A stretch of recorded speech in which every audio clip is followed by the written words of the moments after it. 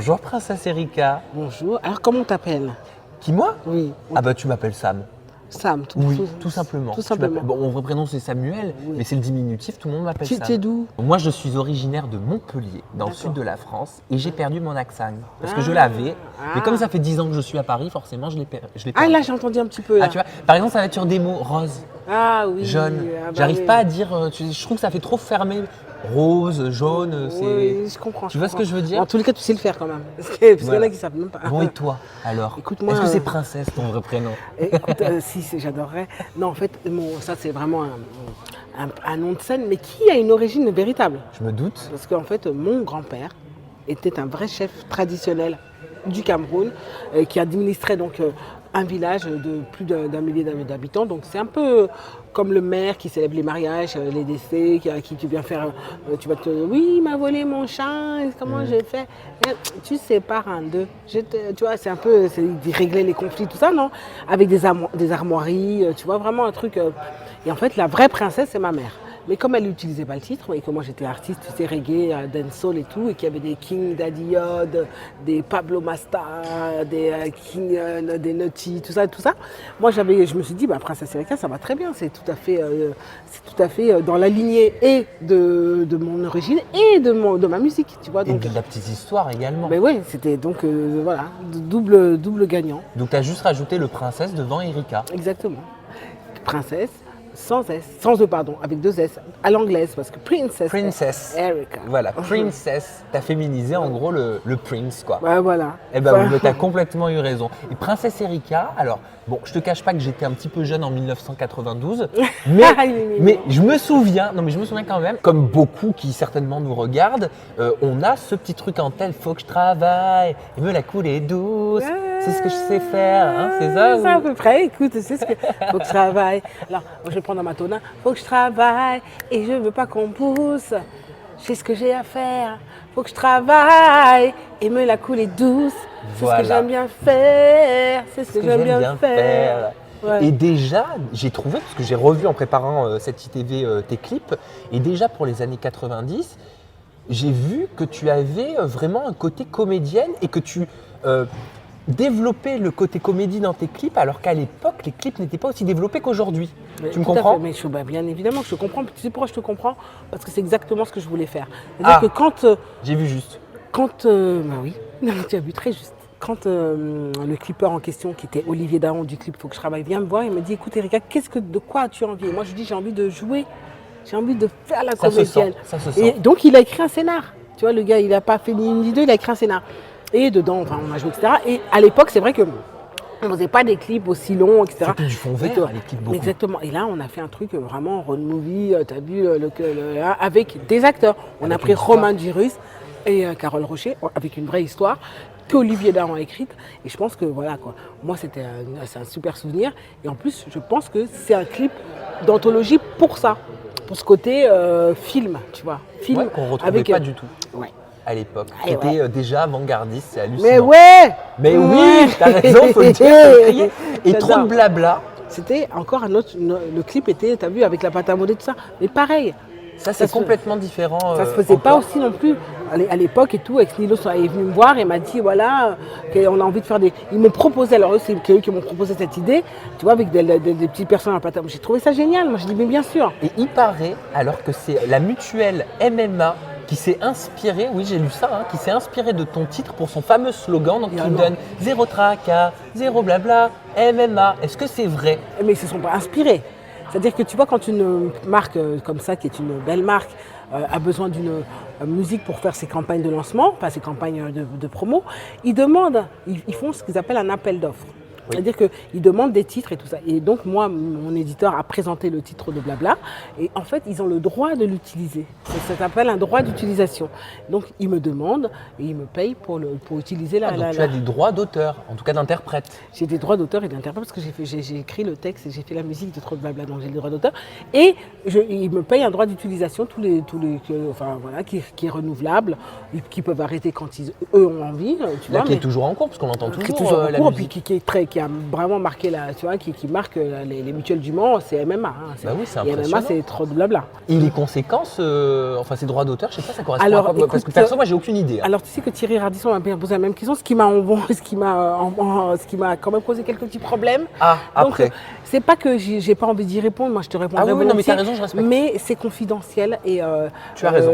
MMA m'a demandé de pas trop communiquer là-dessus parce que voilà, eux en plus c'est des mutuelles familiales, tu vois qu'ils ont. Bien sûr, ils n'ont pas envie qu'on parle d'argent. C'est-à-dire c'est que normal. l'argent est un peu tabou en France. C'est vrai. À mon grand regret parce que moi je n'ai aucun problème avec ça, mais je respecte leur volonté d'être discret là-dessus. C'est vrai. Mais après, c'est vrai que c'est la question que peuvent se poser beaucoup de questions. Je comprends. Ils voient la publicité et tout le monde doit se dire tiens, c'est vrai, tu vois, tout le monde. Non, mais c'est pas beaucoup d'argent. Ben, c'est petit peu, c'est argent de poche, quoi. Non, mais c'est surtout, moi je suis fière qu'ils aient pris cette musique, tu vois, qui pour moi, voilà, c'est mon tube quand même. Mais carrément. Et qu'ils en aient fait un truc qui est quand même dans l'inconscient des gens, collectif. culte. Et qui, en plus, représente une marque qui, pour moi, tu vois, les mutuelles du Mans, c'est une belle marque, tu vois. Donc, je suis très fière, très contente qu'ils aient choisi mon titre pour Eh ça. bien, tu peux. Et si on parlait un petit peu de ton personnage? Donc, Vas-y, tu joues mon dans ami. Les Mystères de l'amour, t'es guest, hein, bien évidemment. Yeah. Et tu joues le rôle de Mathilda. Ah, t'as vu le rôle? Ah, tu vois. J'ai entendu Eh là. ben, voilà. J'adore. Et voilà. Donc, tu joues le rôle. Ah non, c'est pas toi-même. Allez, tu joues le rôle de Mathilda. Donc, Oui. bien évidemment, c'est un prime exceptionnel sur TMC. tout à fait. Parce qu'il n'y a pas un, mais 3 mariages. 3 mariages. Voilà. Mais il n'y a pas que des mariages aussi. Il y a aussi beaucoup de problèmes. Il y a du kidnapping, Yes. enlèvement, Ouais. retrouvailles. Enfin bref. Séquestration. Séquestration. Et d'ailleurs, je crois que c'est un ton peu de mari. violence. Hein, c'est ton mari dans la série ouais, dont mon tu as mari. très très peur. Alors, Qui va c'est-à-dire- essayer de tuer Peter. Ah bah tu dis tout toi. Ah, toi tu balances Ah, les doses. c'est ce qu'il y avait écrit sur le résumé. Ah bah alors, d'accord, a ok. priori, j'ai le droit de le dire. Ah, ok, alors si tu as le droit de le dire, ben alors moi je le dis aussi. Ok, il va me séquestrer. Non, c'est-à-dire qu'en fait mon mari perd la tête. Il perd la tête. Et moi je l'aime. Donc ce que je veux c'est le raisonner. J'ai pas envie qu'il parte en vrille, tu vois. Donc je veux le ramener et lui il revient pas quoi. Donc c'est ça qui est difficile, c'est-à-dire que c'est pas que j'ai peur de lui, c'est que j'ai peur qu'il ne revienne jamais à la raison. Et que du coup, il perde la tête et qu'il soit vraiment dans une situation catastrophique dans laquelle nous sommes déjà. Parce qu'il a fait une grosse connerie, il faut le dire. Donc moi j'essaye à chaque fois de le ramener, mais lui il est tellement fou, tellement dans son truc, il est tellement hystéro et il psychote sur son machin que j'arrive pas. Et c'est ça qui me fait peur. C'est-à-dire qu'en même temps, il y a des problèmes du passé qui ressurgissent parce Tout que à c'est fait. votre fils qui est Exactement. décédé donc, sur le chantier Bah, de Peter. Bah oui, mais moi c'est comme tu dis, c'est autant mon fils que le sien. Oui. Tu vois, donc faut qu'il se Oui, calme. mais ton le gars. personnage le prend différemment. Toi, tu es Tout plus à dans fait. l'empathie. Non Enfin, seulement je suis Mathilda est plus dans l'empathie. Et tout à fait. Et en plus, moi, je pense que j'ai la raison pour moi. C'est-à-dire que je sais que Peter n'a rien à voir avec ça. Mais lui, c'est comme... Il y a un truc qui l'a fait vriller à un moment donné. Et le fait de le voir comme ça, enfin, je ne peux pas tout raconter, hein, parce que ça, vous allez le découvrir au fur et à mesure de l'épisode, enfin des épisodes. Il y a quand même un moment où tu vois, moi je connais ce problème parce que les psychotiques, ils s'attachent à un événement et puis ils tournent autour et tout, et ça devient presque obsessionnel. Oui, oui, oui. Et c'est exactement ce Tu as qui se déjà passe. eu des personnes comme ça dans ta vie? Tu as déjà été confronté Ah, à mais des moi, personnes j'ai un fils psychotiques? qui est psychotique. Donc je sais exactement ce que c'est. Oui, c'est pas drôle, hein, c'est une maladie. hein. Non, c'est une maladie grave, Oui. terrible et qui affecte énormément l'entourage. Donc c'est pour ça que j'ai très bien compris le personnage Donc, de... tu as cerné le personnage de Tout Mathilda. à fait. J'ai cerné le personnage de Mathilda qui cerne le personnage de son mari parce qu'elle sait qu'il a tort et que quelque part, elle ne va pas arriver à le raisonner. Elle n'arrivera pas. Elle essaye parce que c'est l'amour qui fait ça, l'empathie comme tu disais tout à l'heure, l'empathie envers son mari et l'empathie du personnage même envers la situation et qui essaye de lui dire mais gars, réveille-toi, tu pars en... Tu vois, mais elle n'arrive pas. Retransposer à ta propre vie, est-ce que, j'imagine que oui, vu que tu viens de le dire, tu as évoqué ton fils, quelles sont les similitudes entre le rôle de Mathilda et ta propre vie à toi? Eh ben, d'abord, la similitude, je pense, c'est que j'ai pu, comme tu dis, puiser dans ce que tu connais. Voilà, dans mes émotions personnelles, dans mes tripes, tu vois, j'ai puisé, tu vois, cette empathie que j'ai. C'est-à-dire que quand c'est mon fils qui est là, qui, entre guillemets, a peut-être des visions différentes, tu vois, comme j'expliquais tout à l'heure, en fait, la psychose, c'est simple. Enfin, entre la névrose, que nous sommes tous névrosés. Toi, tu vas me dire, 2 et 2, ça fait 4, c'est chiant, ça fait 4, mais ça me fait souffrir, mais c'est chiant, mais je sais que ça fait 4. Un psychotique qui te dit que 2 et 2, ça fait 5. Oui, mais il refoule la société quelque part. Il refoule la ce qu'on lui a réalité. appris. Il refoule ce qu'on lui a inculqué. Non, il refoule la réalité parce que la réalité est trop dure pour lui. C'est totalement différent. La réalité, tu vois... Mais est-ce qu'il a conscience? Mais non, ah bah, s'il avait conscience, il ne serait pas psychotique. C'est-à-dire qu'il n'a pas conscience que c'est la réalité. Par exemple, il va imaginer que ça peut être même très violent, ça peut être aller jusqu'à des hallucinations visuelles, auditives, tu vois. Donc ça peut être vraiment très dur. Et comment est-ce que tu as géré ça, toi, dans ta vie personnelle avec ton fils? Quand c'est son propre enfant, on le vit différemment que quand c'est un proche ou quand c'est quelqu'un de la famille ou un ami. Tout à fait. Et ben, j'ai géré très difficilement, en me faisant quand même aider, avec un père d'enfant qui est très présent, avec un fils quand même s'il est psychotique, qui est absolument adorable et qui a envie de bien faire. Donc, tu sais, une fois que tu as posé le problème et que tu l'as énoncé, le problème de la psychose, c'est voilà, faut mettre des mots. Il ne faut pas avoir peur de dire les choses parce que ce qui est le plus dur, c'est l'enfermement sur soi. Tu vois, de se renfermer, de se dire je suis toute seule dans mon cas, etc. Et moi, à partir du moment où j'ai commencé à en parler, à rencontrer des gens qui eux aussi étaient dans cette même situation, ça m'a changé la vie. Oh, ça t'a délivré? Ça m'a délivré. Libéré. Non, par pitié, pas cette chanson.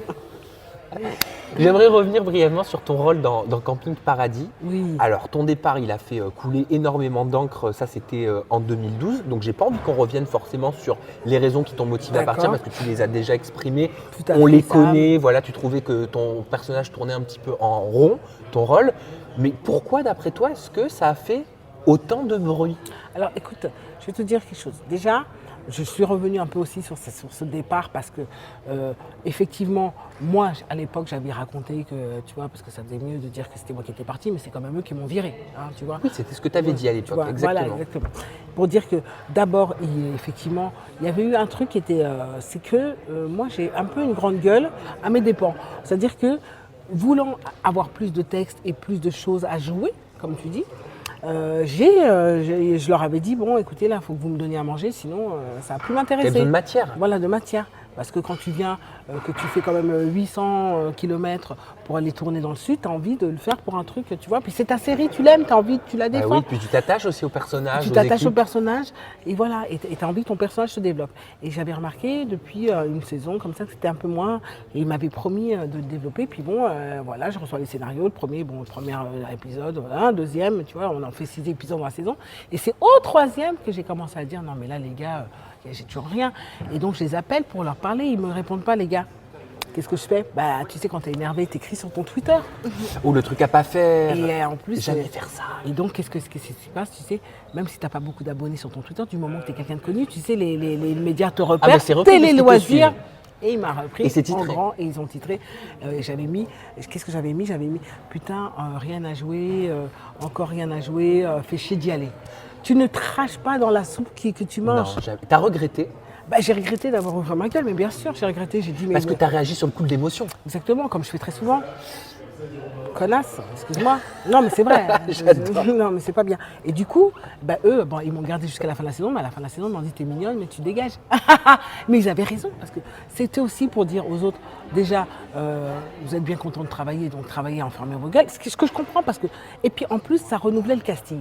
Ce qui n'était pas, moi je trouve, je veux dire, c'est leur prérogative, ils ont le droit et qu'ils avaient tout à fait raison parce que ça a inculqué des, tu vois, Aurélie Konaté est arrivée, oui. Enfin tu vois, maintenant tu sais les séries c'est comme ça. Oui. Et je pense pas que c'était dirigé contre moi parce que je pense que... Non, bien sûr, mais pourtant c'est le même producteur, le Mystère de l'amour. Oui, mais tu sais, Camping Paradis. Le truc c'est que Jean-Luc, il produit, mais il décide absolument pas du casting. Hein. C'est pas lui qui... Parce que je pense que si c'était lui, il m'aurait gardé, parce qu'il connaît mon caractère et tout ça. Mais je pense qu'il y a eu aussi TF1 qui n'était pas très content, parce que tu vois, quand tu les affiches et tout ça, tu les affiches, c'est pas bien. Puis il y a les producteurs exec qui sont un peu plus présents que les Jean-Luc, qui trouvaient aussi que je crachais sur eux, quoi, en leur disant, voilà les gars, tu vois. Mais je dis, mais je vous ai appelé, vous m'avez pas répondu. Bon. Je dis, mais laisse-nous, tu vois, putain, tu nous appelles à 9h, à 10h, tu tweets. Oui, t'as laissé qu'une amour. Ils n'ont pas voulu. Ils n'ont pas voulu, ça y est, tu es de retour dans les mystères de l'amour en tant que guest. Jean-Luc, il ne m'en a pas voulu et Jean-Luc, nous avons toujours gardé contact. Les autres producteurs, c'est autre chose. Moi, Jean-Luc et moi, nous avons un rapport très particulier. Tu vois, déjà, on a un rapport direct, ce qui n'est pas le cas avec les autres. Un rôle récurrent dans les mystères de l'amour, ça t'intéresserait ou pas? Alors c'est marrant, honnêtement. C'est exactement ce qu'on disait tout à l'heure. Hélène, elle me dit, oh, reviens, je t'en prie, reviens chez ma tante. Moi, je suis à Saint-Martin, c'est ponctuel et tout ça. Avec les mystères, tout est possible. Donc avec les mystères, tout est possible. Eh ben, on espère en tout cas te En tous les cas, moi revoir. j'ai surkiffé de jouer dans cette série. J'ai surkiffé l'équipe, j'ai surkiffé les comédiens que j'en connaissais certains, mais vraiment Il paraît que c'est une belle famille. Mais c'est une vraie famille surtout. Et tu comprends que ils se connaissent depuis 1500 ans, qu'ils sont comme as. Tu vois, mais ils sont comme as, mais en même temps, tout est ouvert. 25 ans, c'est pas rien quand même. 25 hein. ans, c'est pas rien. C'est énorme. Tu vois, c'est énorme. Moi, j'ai vraiment adoré jouer dans cette série. Et la façon dont ils m'ont accueilli. Bon, après, le rythme, il est hoche. Hein. Le rythme, il est waouh, tu vois. Mais c'est une école. Tu arrives, tu es obligé de savoir ton texte, de connaître ton. Ah oui, il n'y a pas 40 personnage. prises. Il n'y a pas 40 prises. Et de savoir comment ton personnage, il doit être juste dans l'émotion à ce moment-là. Tu sais pas genre, oh non, là, je la refais. Ben non, mon gars. Non, t'as pas le temps, c'est bon, allez, C'est après on a trop notre scène. tard. Non, mais c'est ça. Et ça, c'est super.